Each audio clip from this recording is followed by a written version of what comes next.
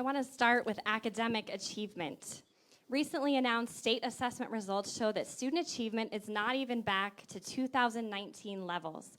For example, only 40.7% of third graders met or exceeded expectations on their 2022 English Language Arts assessment, up from 39.1% last year, but still down from 41.3% in 2019. And student achievement gaps continue. On CMAS language arts assessments in 2022, white students met and exceeded expectations from about 24 to about 30 percentage points higher than black students and 27 to about 32 percentage points higher than Hispanic groups. Heidi, as governor, what will you do to ensure more Colorado students are learning and achievement gaps disappear because our minority students are learning as well? Thanks, Lindsay. Well, I've been on the education front for a long time, whether it was starting charter schools. I helped start 3 charter schools, classical education schools, Golden View Classical Academy, and Ascent Classical. And I got pretty involved in my kids' education early on.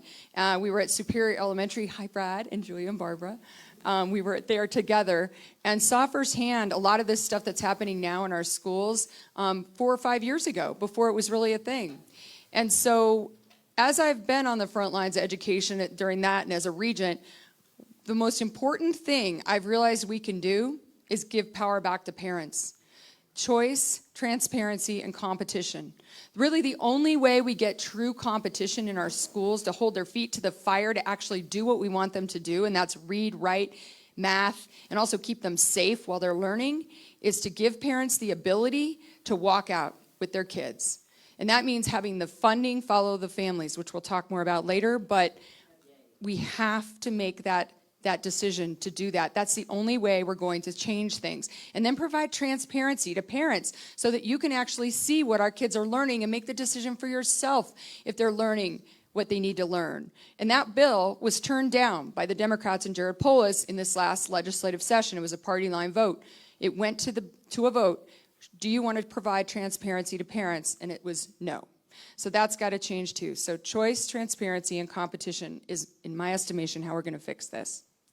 And Danny, what thoughts would you add? So anyone who has more than 2 kids know there's nothing common about them, right?